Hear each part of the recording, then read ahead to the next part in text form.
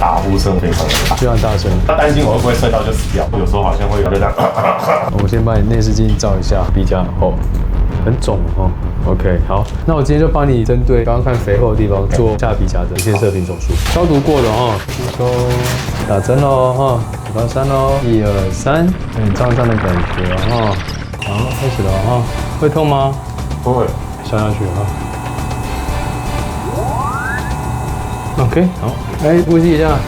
很棒。国道1号、国道2号都开好了哈。对，车速到110了。现在是底下在收缩了哈。好 ，OK， 结束了哈。好，这么快？对啊，那你呼吸一下，感觉如何？很好，很好啊。